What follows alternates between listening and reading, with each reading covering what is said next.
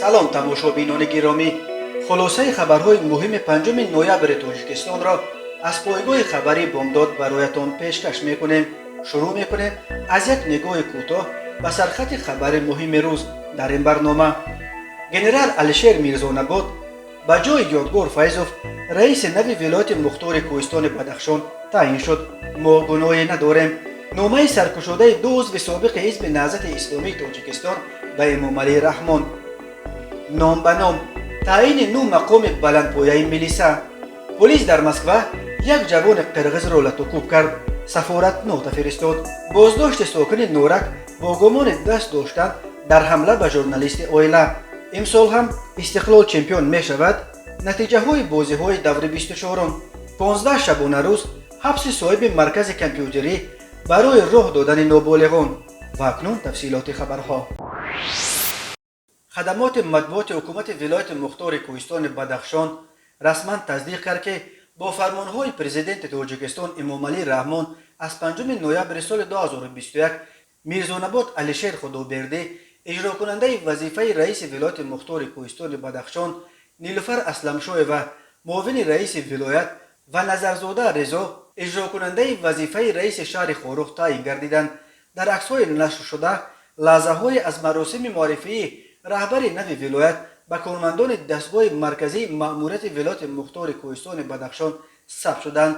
در این عکس‌ها دیده می شود که رئیس هم‌اکنون سابق ولایت مختار کوهستان بدخشان یادگار فیضوف و الشیر میرزانباتوف پهلوی هم نشستند و برای معرفی رئیس نوی ولایت یاردمچی پرزیدنت در مسائل کادری اسدالله رحمان از دوشنبه به خاروق آمده است.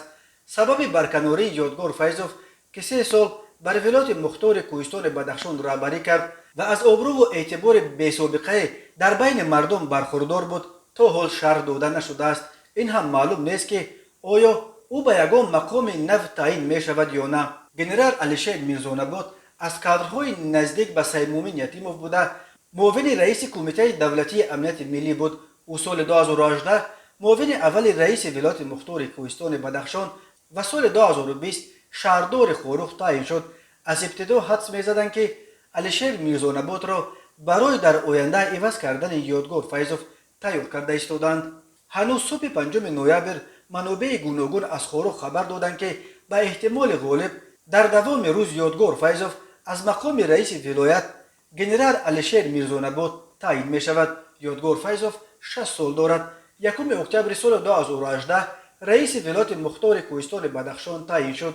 طی 3 سال کاریش او از خود نمونه یک رهبر خاکسار و زمینی و به مردم نزدیک را به نمایش گذاشت. یادگار فیضوف هر روز پیاده به کار می رفت و راه با مردم صحبت کرده درد دل و شکایت های آنها را می شنید. در شنبگی ها در قطار دیگران دست و آستین برزده اشتراک می کرد و معنی های چون کروپسیون و سوء استفاده از منصب برایش بیگانه بود. یادگار فیضوف قبل از رسیدنش به رهبری ولایت رهبر بنیاد آقاخوان در تاجیکستان بود و سال 2012 با میانرویش برای حل بحران خونین خاروخ نام برآورده بود. دامولا زبیدالله رازق و رحمت الله رجب دو عضو سابق ریاست حزب فعلا در تاجیکستان ممنوع نهضت اسلامی تاجیکستان به عنوان پرزیدنت امام علی رحمان نامه سرکشاده نوشته. در این نامه خواستار کمک و مساعدت رئیس جمهور برای شکستن و در حضور کارشناسان و ناظران بین المللی و روزنامه‌نگاران داخلی و خارجی اثر نو دیدن پرونده اشان شدند. زبیدالله رازق رهبر سابق اکادمی اسلامی حزب نهضت اسلامی تاجیکستان و رحمت الله رجب رهبر سابق سازمان حزب نهضت اسلامی تاجیکستان در نواحی تابع جمهوری ماه سپتامبر سال 2015 در قطار 13 تن از رهبران و فعالان این حزب مخالف بازداشت و سال 2016 متناسباً به 25 و 28 سال محکوم به زندان شدند. در نامه خود به پرزیدنت آنها نوشتند که 6 سال قبل قربان تعقیبات سیاسی شدند و با اتهامات بافته و ساخته با چنین مدت‌های طولانی محکوم به زندان شدند. در اصل نوشتند آنها به عصیان حاجی حلیم که یک بهانه اساسی تعقیب آنها و دیگر اعضای حزب نهضت اسلامی شد، نه هر دوی آنها و نه دیگر از رهبران زندانی شده این حزب ربطی نداشتند و آنکه این عصیان را به پای آنها بستند بافته و ساخته دایره های منفی دور است. به نوشته این دو محبوس نشر 99 صحیفه حکم سود در اینترنت ساخته بودن پرونده را آشکار کرد و از این رو جامعه جهانی ما را به عنوان محبوسان سیاسی شناخت.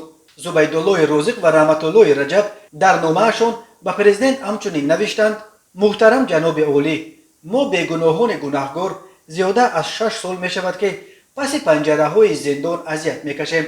بر ضد این به ما تمغه های اکستریمیست و تروریست خائنان ملت و وطن طعنه می شویم.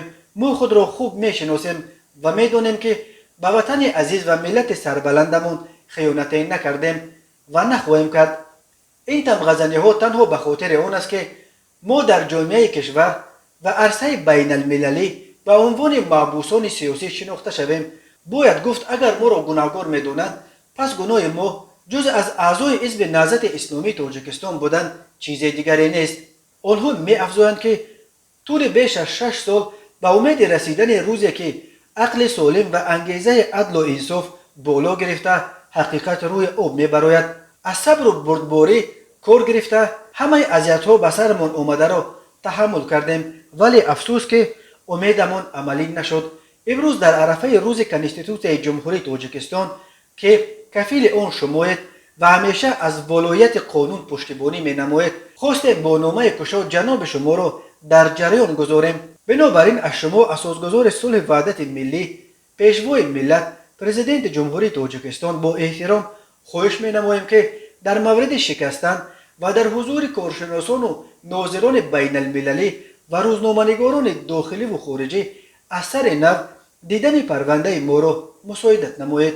شب 4 سپتامبر سال 2015 جنرال عبدالحلیم نظروف معروف به حاجی حلیم، معاون وزیر دفاع تاجیکستان و فرمانده سابق مخالفین با جمع از طرفدارانش اسیان برداشته در پی 2 تظاهر با نیروهای حکومتی در گردش فرودگاه دوشنبه و در شعبه وزارت کارهای داخلی شهر وحدت به سمت دره رامید فرار کرد.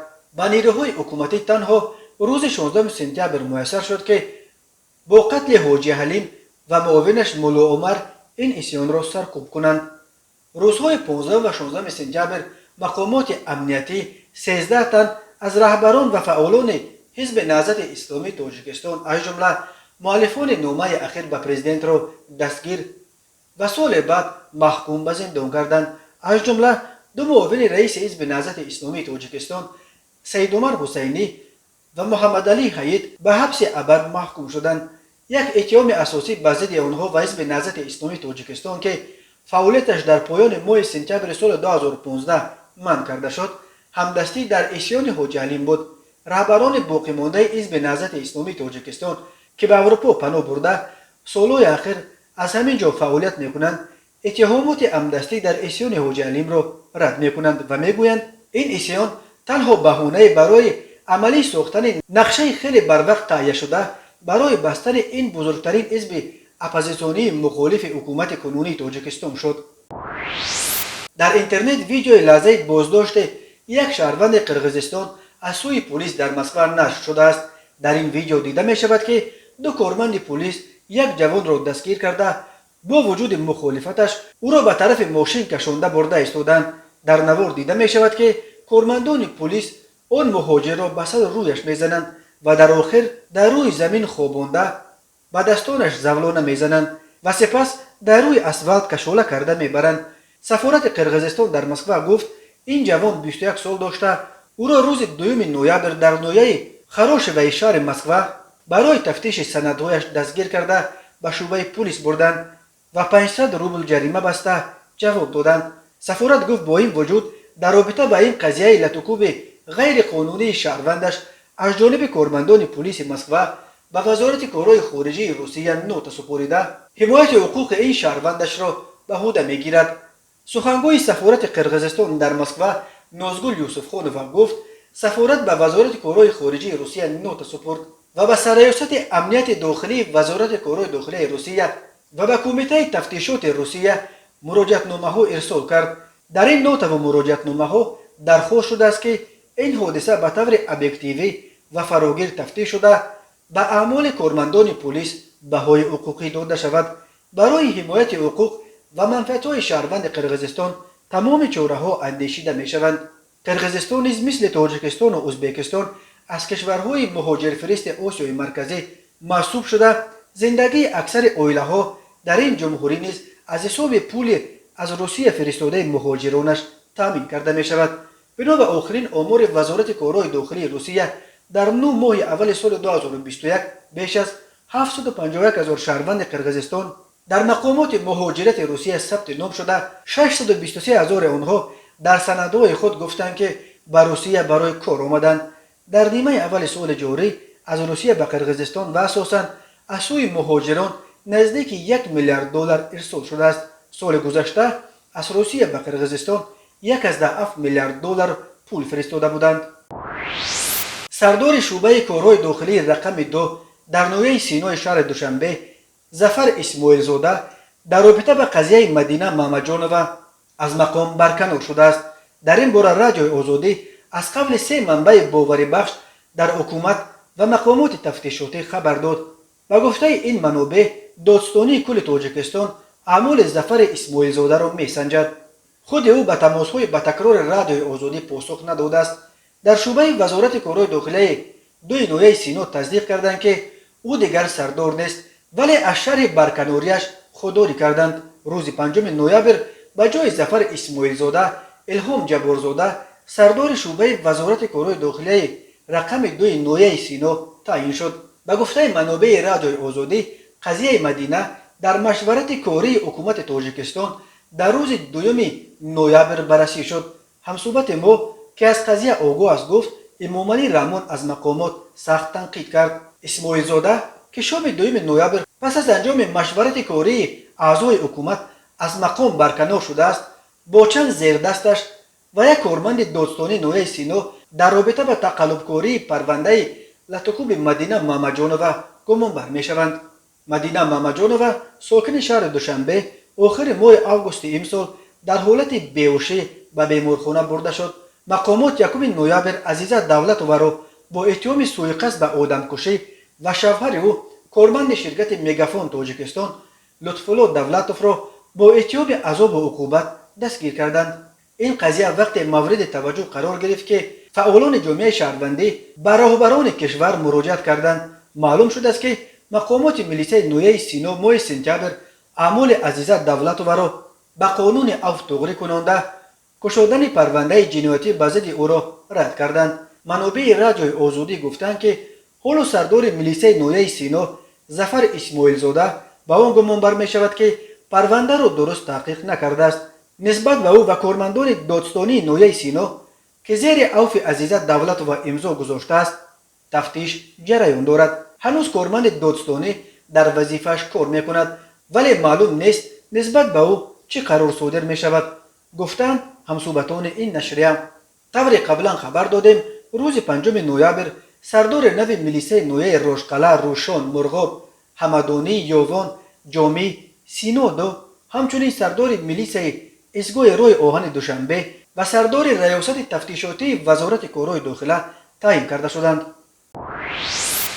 صحنه 2 نوامبر تخمین ساعت 13:00 در کوچه شیروزی در صحن بنای کمپلکس تب و نشر شرق آزاد شخص نامعلوم به ژورنالیست هفته‌نامه اویلا حمله آورده او را با یک ضربه سخت از پای افکند و تلفن موبیلیش را به یغما برد. مرکز مطبوعات ریاست وزارت کارهای داخلی دوشنبه روز 5 نوامبر خبر داد که در نتیجه یک قطار چاره‌بینی‌های اپراتیوی جستجویی علاقه یک روز بعد این جنایت باعث گرم یعنی در گرماگرمیش آشکار و گمانبر شونده دستگیر کرده شد. با گمان دست داشتن در حمله به ژورنالیست اویلا شهروند ژگولسکی نیکولای گنادیویچ سال تولدش 1987 ساکن شهر نورک موقتا استقامت کننده شهر دوشنبه نویه سینا کوچه گنجوی دستگیر شده است. گفته می شود که ژگولسکی قبلا 2 مرتبه با مده‌های 244 دزدی و 237 افباشی به مهلت‌های طولانی زندان شده است. بنا به اطلاع ملیسه پایتخت ضمن پیشبرد کارهای تفتیشاتی معین کرده شد که گمانبر شونده این مرتبه نیز با مقصد بارای مفت به دست آوردن مبلغ و دیگر اشیاء ارزشمند به جبر دیده حمله نموده تلفن موبیلیش را که تمغه ردمی A9 می باشد با استفاده زوروری کشیده گرفته است. در پی بازداشت ژگولسکی این تلفن ربوده شده از وی همچون دلیل شیعی مصادره کرده شده است. فعلا ژگولسکی در حبس پیشکی قرار داشته. نسبت به او بر اساس ماده 248 کودکس جنایتی جمهوری تاجیکستان با اتهام غارتگری پرونده جنایتی گشودند. به او بر اساس این ماده قانون همچون جزا از 5 تا 10 سال زندان تهدید میکند. میدیا هولدینگ اویلا به شریف امدنپور تعلق داشته. نشریه های تاجیکستان، اویلا، سامانه های پرس تیجی و اویلا تیجی و همچنین شرکت تبلیغاتی تهران را میچرخاند. هفته‌نامه اویلا اساساً درباره ماجراهای اویلوی مقاله مینویسد. مرکز مطبوعات ملی شهر دوشنبه خبر داد که صاحب یک مرکز کامپیوتری در کوچه سینای نویه سینای پایتخت با جرم به این مرکز راه دادن نابالغان به 15 شبانه روز حبس مأموری محکوم کرده شد. بنا به اطلاع رسمی در نتیجه سنجش مرکز کامپیوتری واقع در کوچه سینا نویه سینا که به شهروند عبداللهیف علی جان سال تولدش 1998 ساکن شهر دوشنبه کوچه سینا تعلق دارد معین کرده شد که یک چند نفر نابالغان مشغول بازی‌های زیان‌آور کامپیوتری میباشند. وابسته به حالت مذکور نسبت به صاحب ملک عبداللهیف علی جان پروتکل مأموری ترتیب داده شده. جهت بررسی به سود نویه سینا ارسال کرده شد. در اطلاعیه یادآوری شده است که قبلا علی جان عبداللهیف برای عین کردار از جانب امین دادگاه به 5 شبانه روز حبس مأموری محکوم شده بود و این نوبت با نظرداشت کردار خود را اصلاح نکرده و تکرارا دست به قانونشکنی زدن از جانب سود نویه سینا جزا در نمود حبس مأموری به مهلت 15 شبانه روز تعیین کرده شد. طبق قانون مسئولیت والدین در تاجیکستان به افراد تا سن 20 بعد ساعت 20 وارد شدن به مرکزهای کامپیوتری و اینترنت کافه ها منع کرده شده است. مقامات پیشگیری از مشغول شدن نورسان و جوانان به کارهای بیهوده و صرف کردن وقتشان به بازی‌های ضررآور را سبب چنین تصمیم مینامند. مرکز مطبوعات ملی دوشنبه میگوید هرچند از جانب کارمندان ملی پایتخت به تمام صاحب ملکان و مأموران مرکزهای کامپیوتری جهت پیشگیری و مانع شدن به واردشوی نابالغان آگاهنامه خطی سپرده شده کارهای فرماندهی نیز گذرانیده شدند، ولی همانا بعضی از مسئولان مرکزهای کامپیوتری به خاطر به دست آوردن مبلغ طلبات قانونگذاری را نادیده گرفته نابالغان را برای مشغول شدن به بازی‌های ضررآور کامپیوتری راه می‌دهند. ریاست وزارت کارهای داخلی دوشنبه بار دیگر از کل صاحب ملکان و مأموران مرکزهای بازی‌های کامپیوتری طلب کرده است که مقررات قانون‌های عمل کننده را کاملا رعایت نموده نابالغان را به مرکزهای بازی‌های کامپیوتری راه ندهند. همزمان والدین را نیز می‌باید فرزندان خود را زیر نظارت قرار داده نگذارند آنها وقت پرقیمت خود را به عمل و رفتار ناپسند سپری کنند. گفته می شود در اطلاعیه ملیسیای پایتخت. پس از تنفس یک ماهه سیوم 4 نوامبر بازی‌های دور 24 چمپیونات تاجیکستان اوید و فوتبال میان دسته‌های لیگ عالی برگزار شدند. با کسب پیروزی‌های نوبتی موقع خود را در صدر جدول چمپیونات باز هم مستحکم کردند، ولی فیضکند و دوشنبه که در پایان جدول قرار دارند این دفعه هم دچار شکست شده احتمال از لیگ عالی خارج شدنشان را یقین تر کردند. استرافشان در میدان خود از تیم خوجند با حساب 1-2 شکست خورد. شهزاد جان مأمورجانوف در دقیقه 45 حساب را به نفع میزبان گشود. در دقیقه های علاوگی نیمه اول بازیگر خوجند کامران تورسونوف از پنالتی گل زده حساب را برابر نمود. در دقیقه 59 عالمجان کریموف گل پیروزی را زد. خطلان بر تیم اسخات نیز با حساب 2-1 پیروز شد. گل‌های باختری ها را سوربون افغانوف و پرویز باقی آخونوف زدند. گل اسخات را جهانگیر ارگشوف مؤلفی نمود. در بازی دیگر استقلال و تیم KMW را شکست داد. 3-1 ریوتا نوما در دقیقه 6 حساب را به نفع دسته پایتخت کشید. همدستگانش اندری میشنکا در دقیقه 15 و شیروان ماباچوف در دقیقه 21 از پنالتی 2 گل دیگر زدند. به 3 گل استقلالی ها بازیگر تیم ارتش شریف جان سولیف با 1 گل جواب داد. در دربی منطقه کولوب رفشن بر تیم فیضکند با حساب 2-1 غلبه کرد. تیم کولوب با شرافت ضربه های نشانرس محمد شریف سعید خوجه و افک کینگسلی اسی صاحب 3 گل گردید. کوکتوش در بازی خانگی بر تیم دوشنبه با حساب 3-1 پیروز شد. در هیئت تیم کوکتوش عزیزبک سلطانوف 2 گل، امیرجان سفروف 1 گل زدند. همین طریق بعد نتیجه گیری 24 دور بازی ها استقلال با 55 گل پیشرفت است. خوجند که 45 گل دارد در جای دوم، KMVA با 36 گل در جای سوم موقع دارند. بازی های دور نوبتی لیگ اولی 19، 20 و 21 نوامبر به نقشه گرفته شده است. 19 نوامبر فیضکند با کوکتوش، 20 نوامبر اسخاته با استرافشان، KMVA با خطلان و 21 نوامبر خوجند با رفشان دوشنبه با استقلال وامی خورند. روز 5 نوامبر سرداران میلیسای نویه‌های روشقلا، روشان، مرغاب، همدانی، یوون، جامی، سینو 2 همچنین سردار میلیسای ایستگاه راه آهن دوشنبه، سردار ریاست تفتیشات وزارت کارهای داخله عوض کرده شدند. پروینا گلووا یکی از سخنگویان وزارت کارهای داخلی تاجیکستان خبر داد که روز 5 نوامبر پرزیدنت امامعلی رحمان کادرهایی را که به وظیفه‌های مسئول و راهبری کننده این وزارت تعیین شدند به حضور پذیرفته است. بنا به اطلاع پروینا گلووا، پرزیدنت با این کادرهای نفتعیین پیرامون مسائل چون ضرورت تامین ثبات و امنیت، تحکیم ولایت قانون، مبارزه علیه همه گونه جنایتکاری به خصوص تروریسم و اکستریمیسم، گردش غیر قانونی مواد مخدر و دیگر جنایت‌هایی که در شرایط افزای مرکب و پیچیده منطقه به امنیت و ثبات و زندگی آسوده مردم خطر دارند صحبت کرده است. پروینا گلووا خبر داد که در موافقه با پرزیدنت تاجیکستان این کارمندان با گفته او صاحب تجربه، کاردان و بلایوقت به وظیفه‌های زیرین تعیین گردیدند. پلکونیک میلیتسیا عبدالرسولزاده اسکرجان عبدالرسول به وظیفه سردار ریاست تفتیشاتی وزارت کارهای داخلی جمهوری تاجیکستان، پلکونیک میلیتسیا جبورزاده الهام ستار به وظیفه سردار شعبه وزارت کارهای داخلی 2 در نویه سینو شهر دوشنبه،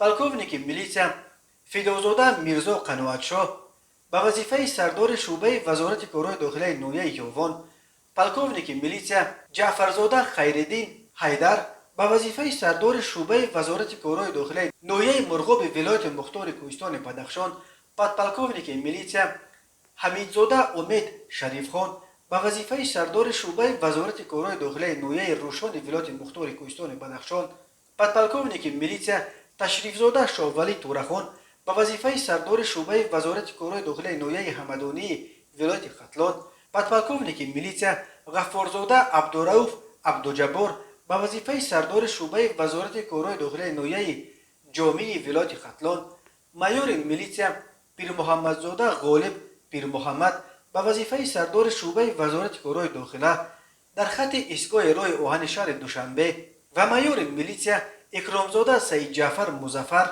به وظیفه سردار شعبه وزارت کارهای داخلی نویه روشقلای ولایت مختار کوهستان بدخشان تعیین شدند. تماشابینان عزیز و گرامی، این بود مرور به خلاصه چند خبر مهم امروز تاجیکستان.